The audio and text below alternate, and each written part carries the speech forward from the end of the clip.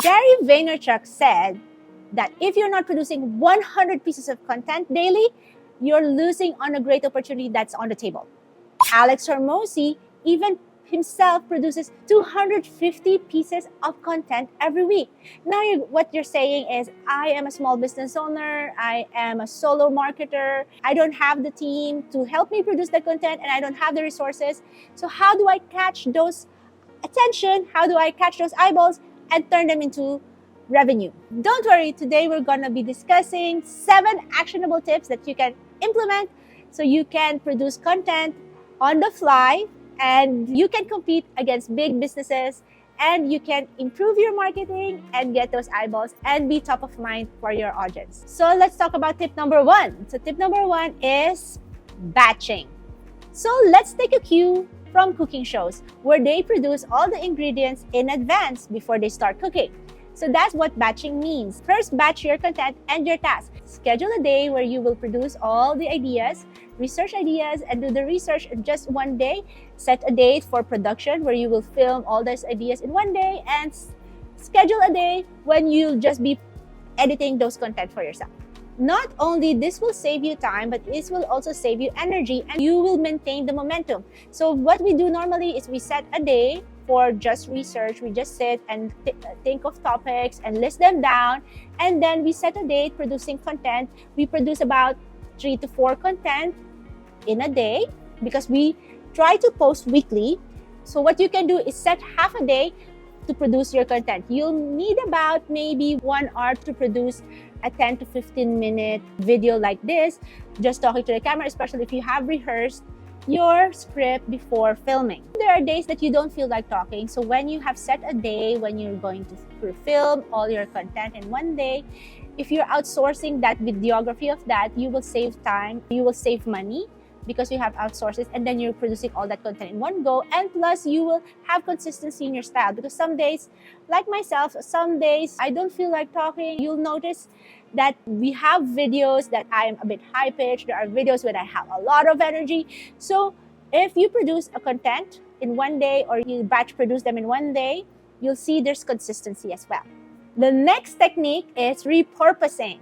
This is something that Gary Vaynerchuk and Alex Hormozi does. So what they do is they produce a long-form content, they cut it to smaller reels, and the same content can be produced into a blog post or a podcast. Let's say you're a travel blogger. So you go to places, record and store your content in a cloud server or in a hard drive. You can always use that content and make it into shorter reels. You can use those photos to make it into blog posts. You can use those photos and put a text on top of it and make it as a carousel. So whenever you have content, don't just throw it away after you have filmed it or after you have posted it, because later on in the year, people will not even, your new followers will not even know that you have shared the same content and just repurposed it to talk about another different topic. Let's say you're also a business coach. Now most business coaches, maybe you're producing a webinar. So now that webinar, you can record that webinar and then you can produce a long form video from that webinar, and you can cut those videos also to turn them into reels, and you can get the transcript of that and turn them into carousels or posts. My third tip is leverage user-generated content, UGC. How can you do this? One very good example of a brand that has leveraged UGC is Starbucks. Your audience, once you have built a community, they are your minefield for ideas and content. Engage with your audience, encourage them to share their videos with you and tag you, and you can use those videos and repurpose those videos as your post. Starbucks had this Red Cup contest. It's a campaign where they encourage their followers, their audience, to share their stories or share their personal videos on the social media, and then they were able to use this content for their own posting. My fourth tip is plan ahead with a content calendar. Planning ahead in business, planning ahead in your family affairs, planning ahead on your trips. So why don't you plan ahead your content so you'll be able to save time? When planning ahead, you can use apps like CoSchedule, Trello.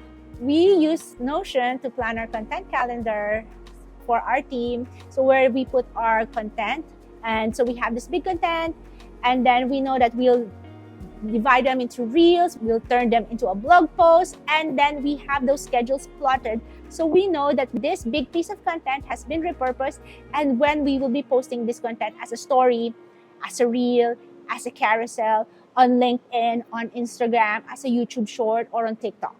So let's say you're a clothing company. So you can discuss this month, or you can have a piece of content about trends, latest fashion trends. So then you can post a blog post about the latest fashion trends, and then you can cut them into reels, and then you can post them on the calendar saying this day you'll be posting a reel about this fashion trends. This day we'll be posting a story, and the next day and next week we'll be posting them on LinkedIn. Let's say you're a restaurant owner. So what pieces of content should you be putting on your content calendar? Let's say you have your latest menu or your newest addition to the menu, or maybe you're going to host a special event in the restaurant, or you can also share behind the scenes of your team, of your chefs, working behind the scenes to cook up that special piece of menu. My fifth tip, which we also do, how we can save time, is automate. There's a lot of special apps online that can help you automate your posting and help you save time. So remember, if you're going to batch produce, you're going to batch edit your content, and you have a content calendar, you don't have to go on social media every day to post your content. You can use a lot of apps like Hootsuite, Later, and you can also use the Meta Planner on Facebook. We personally use Metrical, so this helps us automate our posting, and we schedule. So once we have our content, we just plug it in on Metrical, put in the caption, put in the hashtags, and they're good to go. And we don't have to worry for the next 2-3 weeks because all our content are all uploaded, and we just look at the analytics at the end of the week, how the content has been doing. Number 6, collaborate. So there's a lot of niches, and there's a lot of users that you can collaborate with, so you don't have to think of a lot of content, and plus you get to share the audience as well. So these are the plus points why collaboration is very good for your social media posting, and it will help you save time. So maybe you will collaborate with someone who works in the same niche. Like for example, we are wedding photographers as well, and we want to collaborate with, let's say, a wedding planner. So this week we'll be sharing posts, and we'll be collaborating with her at the same time. We'll be producing the post this week. Next week, she'll be producing a post that will help us also, that will benefit us. But make sure your topics impact the same audience and will promote both of you. Number 7 is my top tip and my favorite tip. It's outsource. Outsource your editing. Outsourcing is your hero when it comes to content creation. It will help you a lot, especially if you're a small business owner or a solo marketer, a solopreneur. Outsourcing is your hero and your rescuer when it comes to content creation. So maybe you have the content ideas, maybe you have filmed it. One of the most difficult part of content creation for me, if you're gonna ask me, is editing.